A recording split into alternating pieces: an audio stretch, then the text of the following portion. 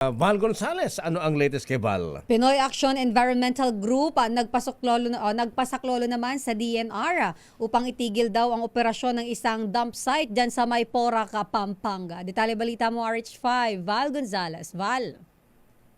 Sister Ella Pilihan, umaapila ang Pinoy Action for Governance and Environment sa DNR Environmental Management Bureau o EMB. Napatawan ng cease and desist order ang isang delikadong open dump site sa barangay Mangkatian, Porac, Lalawigan ng Pampanga.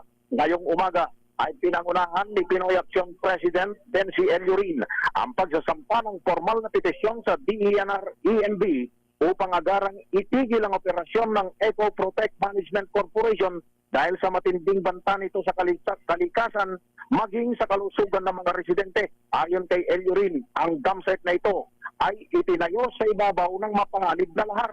Aniya, nakababahalang natuklasan nilang lason na tumatagas mula sa mga basura papunta sa Ilog Pasig Potrero na pinanggagalingan ng patubig at inuming tubig sa bayan ng Porac at mga kalapit na bayan.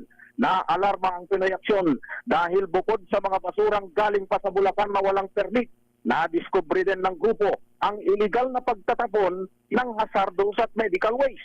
Narito si Pinoy Action President Bensi Eleurin. Yung medical waste, dapat iba yung treatment doon. Dapat may separate na imbakan yun at saka iba yung process of disposition doon. Kaya nga, yun nga, mix nga, dapat nga doon ang tinatapon doon yung residual waste lang.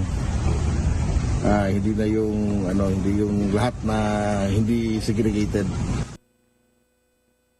Dahil dito'y hinihiling ng Pinoy Action kay DENR Assistant Secretary at EMB Director Jacqueline Kaangkan ang agarang pagpapatigil sa operasyon ng dump site, pagbawi sa environmental compliance certificate nito at pagsasapubliko ng mga environmental reports at data tungkol sa groundwater contamination sa bayan ng Porac.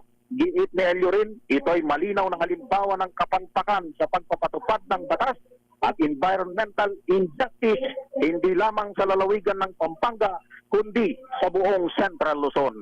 Ako si Val Gonzales, DZRH, una sa Pilipinas, una sa Pilipino. Ang salamat, Val Gonzales.